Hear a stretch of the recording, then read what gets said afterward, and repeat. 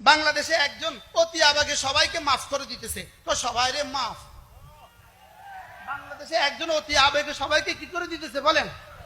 যা করা হয়েছে আমরা আল্লাহর রাস্তায় তা ক্ষমা করে দিলাম।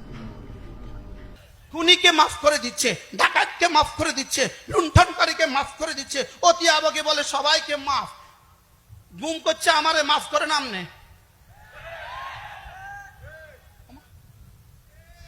গুম করছে কারে? গুম করছে আমাকে, আমি প্রথম গুমের শিকার হয়েছি এদেশে।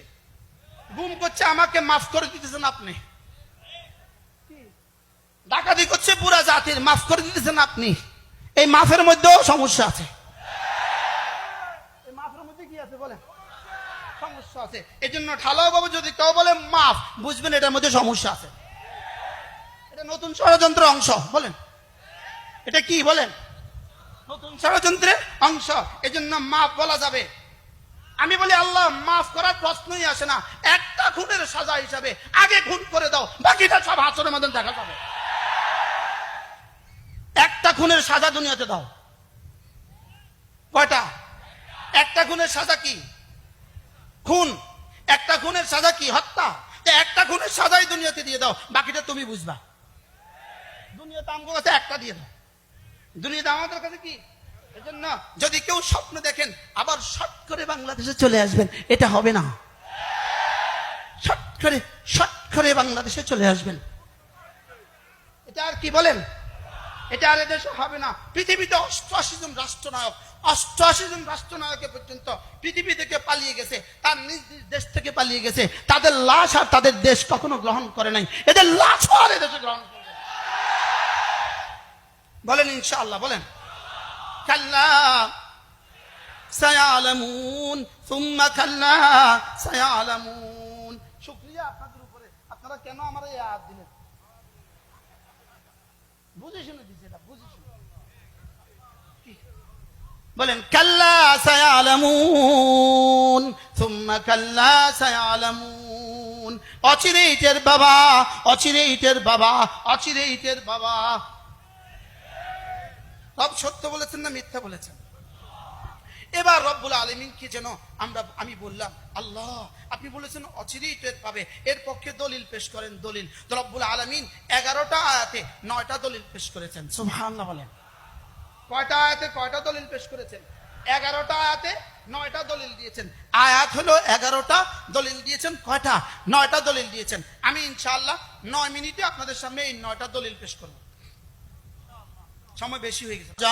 ওয়াজআলনা নাওমাকুম সুবাতা ওয়াজআলনা আল-লাইলা লিবাসা ওয়াজআলনা আন-নাহারা মাআশা ওয়া বানাইনা ফাওকাকুম সাবআন শিদাদা ওয়াজআলনা সিরাজান ওয়াহাজা ওয়া আনজালনা মিনাল মুসিরাতি মাআন তাজ্জাজা লিনুখরিজা বিহি হাব্বান ওয়া নাবাতা ওয়া জান্নাতিন আলফাফা। 11টাতে রব্বে কারীম 9টা দলিল পেশ করে বলেন আমি কিয়ামত ঘটাবোই ঘটাবো। আমি কিয়ামত কি ঘটাবোই ঘটাবো। আর আমি কিয়ামতের উপরে পারবোই পারবো। আমি তোমাদেরকে ধ্বংস করতে পারবোই পারবো। আমি আবার তোমাদেরকে দ্বিতীয়বার জিন্দা করতে পারবোই পারবো। এই জন্য রব্বুল আলামিন একটানা 9টা দলিল পেশ করেছেন। কয়টা? 1 নাম্বার, আমি কি তোমাদের জন্য জমিন কি বিছানা বানাইনি? আমি কি তোমাদের জন্য জমিন কি বিছানা বানাইনি? আমি যিনি জমিন কি বিছানা বানাতে পেরেছি, তিনি তোমাদের জন্য আবার হাসরের ময়দানকেও বিছানা বানাতে পারবো। আমি যিনি তোমাদের জন্য জমিন কি বিছানা বানাতে পেরেছি, তিনি আবার তোমাদেরকে ময়দানে মাশরে আবার উঠাতে পারবো। যদি এটা ওবামার সামনে এক পাগলা আছে, পাগলা ডোনাল্ড ট্রাম্প, বিশ্ব পাগলা আছে, তার নাম কি বলেন? আল্লাহ এদের থেকে উম্মতে মুসলিমাকে হেফাজত করে। যদি ডোনাল্ড ট্রাম্পের সামনে ওই আয়াতে কারিমাগুলো পড়া যেত, সেও ঝুলতো। সেও ঝুলতো যে না, হ্যাঁ কোরআন যা বলেছে সত্য বলেছে। কোরআন যা বলেছে কি বলেছে? কোরআন সত্য বলেছে। কোরআন যেন পৃথিবীর সমস্ত জ্ঞান ও বিজ্ঞানের সামনে চ্যালেঞ্জ ছুড়ে দিয়েছে। সুবহানাল্লাহ। বলেন পৃথিবীর সমস্ত জ্ঞান ও বিজ্ঞানের সামনে কোরআন চ্যালেঞ্জ ছুড়ে দিয়েছে। আমি তোমাকে 9টা দলিল দিচ্ছি, পারলে ঠেকাও, পারলে একটা চ্যালেঞ্জ গ্রহণ করো। 1 নাম্বার, আমি কি তোমার জন্য জমিন কি বিছানা বানাইনি? 2 নাম্বার, আমি কি তোমার জন্য পাহাড়গুলোকে পেরেক আমি বানাইনি? সুবহানাল্লাহ। বলে আমি কি তোমাদের জন্য পাহাড়কে প্যারেক আমি বানাইনি? তো ডোনাল্ড ট্রাম্পকেও জিজ্ঞেস করেন জমিন কে বিছিয়েছে, বলবে আল্লাহ। পাহাড় কে বানিয়েছে, বলবে আল্লাহ। লাইন সালতাহুম আম্মান খালাকাস সামাওয়াতি ওয়াল আরদা লায়াকুলুন্না আল্লাহ। রব্বুল আলামিন বলেন এদেরকে যদি জিজ্ঞেস করেন আসমান কে বানিয়েছে, জমিন কে বানিয়েছে, এরা বলবে অবশ্যই আল্লাহ বানিয়েছে। কে বানিয়েছে? এরা বলবে অবশ্যই আল্লাহ বানিয়েছে। তা আল্লাহ তাআলা বলেন আমি তোমাদের জন্য জমিনকে বিছানা হিসাবে আমি বানিয়েছি। আমি কি তোমাদের জন্য জমিনকে বিছানা হিসাবে বানাইনি? আমি কি পাহাড়কে তোমাদের জন্য প্যারেক হিসাবে আমি কি তোমাদের জন্য বানাইনি?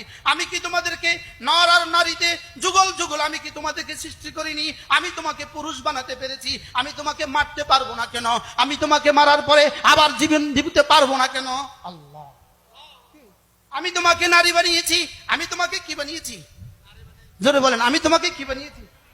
পৃথিবী একটাই দেশ যে দেশে ঘুরে ফিরে নারী ফিরে আসে। এটা এই দেশের নাম কি বলেন?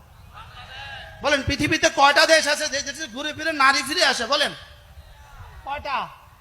এটার নাম কি? ইনশাআল্লাহ আর আসবে না। বলেন না ইনশাআল্লাহ, বলেন ইনশাআল্লাহ। আবার বলেন ইনশাআল্লাহ, বলেন ইনশাআল্লাহ, বলেন ইনশাআল্লাহ, বলেন ইনশাআল্লাহ।